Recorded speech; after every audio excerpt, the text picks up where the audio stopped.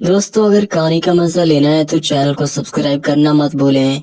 मेरी शादी को अभी 2 ही महीने हुए थे। उन 2 महीनों में जब भी मैंने अपने शौहर से कुछ मांगा तो वो हमेशा यही कहता था कि भाई से पूछ कर लाता हूँ। हर बात में मेरे शौहर अपने बड़े भाई की इजाजत लेते थे। मेरा देवर मेरे शौहर से बड़ा था, लेकिन अभी तक उसकी शादी नहीं हुई थी। एक दिन मैंने अपने शौहर से पूछा कि तुम्हारे भाई ने शादी क्यों नहीं की।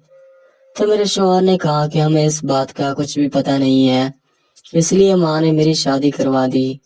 मेरा देवर 40 साल का हो चुका था। आहिस्ता आहिस्ता मुझे समझ आना शुरू हो गया कि मेरे ससुराल की सारी जायदाद देवर के नाम थी। उन्होंने खुद एक कंपनी बना रखी थी और मेरा शौहर इसी में काम करता था।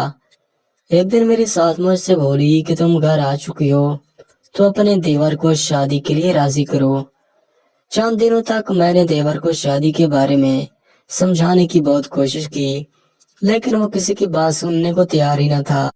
मैंने कई बार उससे शादी ना करने की वजह भी पूछी, मगर कुछ पता ना चल सका। 2 महीने के अंदर ही ससुराल में अच्छी तरह रज बस गई थी। मेरे ससुर नहीं थे, उनकी जगह देवर घर संभाल रहा था। मेरे देवर मुझ पर कभी किसी बात के लिए रोक टोक नहीं करते थे। एक दिन मेरे देवर को बुखार, जुकाम और बुखार भी इतना ज्यादा हो गया कि उन्हें अस्पताल में दाखिल करवाना पड़ा। मैं रोजाना अपने देवर के लिए खाना बनाकर अस्पताल ले जाती थी। 10 दिन के बाद देवर को अस्पताल से घर ले आए। अस्पताल के चक्कर लगाने से मैं बहुत थक चुकी थी। घर में नौकरानी भी थी, काम करती थी, लेकिन मेरे देवर को मेरे हाथ का बनाया हुआ खाना ज्यादा पसंद था।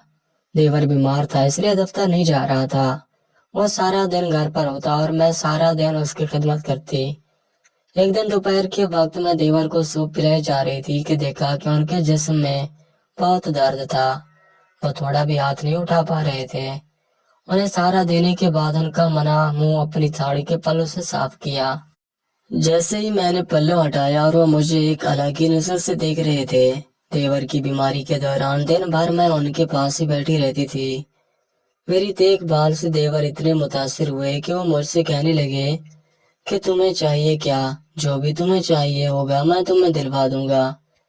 मैंने कहा, पिछले हफ्ते मैंने एक नया सोना का हार देखा था, उसे लेने की मेरी बहुत ख्वाहिश थी, लेकिन मेरे शौहर ने पैसों की कमी की वजह से उसे लेने से इनकार कर दिया था। मेरी बात सुनकर वो कहने लगा, तुम्हें वो हार पसंद आया था तो तुम मुझसे बता देती, मैं उसी वक्त तुम्हें ले देता। फिर उन्होंने फौरन अपना कार्ड मुझे दे दिया और कहा शाम को जाकर वो खरीद कर ले आना। मैं खुशी से झूम उठी। जब मैं वो हार लेकर घर वापस आए तो मेरे शौहर हैरान हो गए। कहने लगे कि भाई ने मुझे कभी भी इतनी महंगी शॉपिंग नहीं करवाई। मुझे यकीन नहीं आ रहा कि उन्होंने तुम्हें इतनी बड़ी रकम कैसे दे दी। कुछ दिन बाद कंपनी की एक अहम मीटिंग दूसरे शहर में हुई। मेरे देवर ने मेरी शादीशुदा जिंदगी को थोड़ा सा वक्त मिला, क्योंकि मेरे शौहर अभी सेहत याब हो रहे थे। वो 4 दिन के लिए शहर से बाहर चले गए। सुबह तेज जब मेरा शौहर सफर पर निकला था, मैं नहाकर अपने कमरे से बाहर आई। मेरे बाल अभी तभी गीले थे। अचानक मेरे देवर ने मुझे आवाज दी। मैं दौड़कर उनके कमरे में पहुंच गई। वो बिस्तर पर लेटे हुए थे और बोले, मुझे भूख लगी है, नाश्ता बना दो।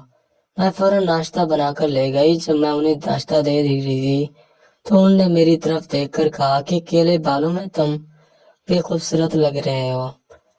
मैं हैरान हो गया। ये पहला मौका न था जब मैं देवर ने मेरी तारीफ की थी, लेकिन इस बार उनकी आंखों में कुछ अलग सी चमक थी। 4 दिन बाद जब मेरा शौहर वापस आया तो उसने मुझसे कहा कि भाई ने तुम्हें हार वो दे दिया, शॉपिंग के लिए अपना कार्ड दे दिया। अगर वो तुम्हारी इतनी परवाह ही करते हैं तो तुम उनसे मेरे लिए कुछ पैसे मांग लो, मुझे रकम की जरूरत है। मैंने कहा कि ठीक है, मैं उनसे बात करता हूँ। रात को जब अम्मेर सो गया तो मैं देवर के पास हल्दी वाला दूध पिलाने के कमरे में गए तो मैंने दूध पी दिया तो मेरे तारीफ करने लगे, ये सारी तुम पर प्यारी लग रही है। बातों बातों में मैं उन अपने शौहर जरूरत का जिक्र कर दिया। ने फौरन पूछा कि तुम्हें कितनी चाहिए। उसने फौरन पूछा कि तुम्हें कितनी रकम चाहिए। मैंने अपने नाम से रकम मांगी तो उन्होंने बगैर किसी सवाल के चेक दे दिया। پھر اچانک انہوں نے کہا کہ جب تم اپنے شوہر کے ساتھ ہوتے ہو تو مجھے جلتا ہے، کبھی کبھی لگتا ہے کہ کاش میرے ساتھ ہوتے۔ میں گھبرا کر وہاں سے چلے آئے۔ اگلے دن جب میں نے بات شوہر کو بتایا تو وہ حیران ہوا۔ میری بھائی تم اتنا مہربان ہو سکتا ہے۔ اس دن میری ساس بہن کے ساتھ گھر چلے گئے تھے۔ شوہر دفتر گیا ہوا تھا۔ میں نہا کر اپنے کمرے میں ساڑھے پہن رہے تھے، پھر میں اچانک دروازہ کھلا تو دیور کمرے میں اور بولا مجھے معاف کر دو، میں نے کل رات تم سے غلطی ہو گیندیوں کے کمرے میں گئے۔ وہ کمرے نیند میں تھا۔ اچانک لائٹ جل گئی، پیچھے مڑ کے دیکھا تو میرا شوہر کھڑا تھا۔ وہ غصے میں بولا تم میرے بھائی کے کمرے میں کیا کر رہے ہو؟ میں ڈرتے ہوئے بولا کہ میں ڈاکٹر کو لے کر آئے تھے تاکہ دیور کو انجیکشن لگا سکوں۔ دیور کی آنکھ کھل گئی۔ وہ سمجھ نہیں پا رہا تھا کہ کیا ہو رہا ہے۔ میرے شوہر نے اپنے آپ کو فکر مت کرے، میں آپ کو کچھ ہونے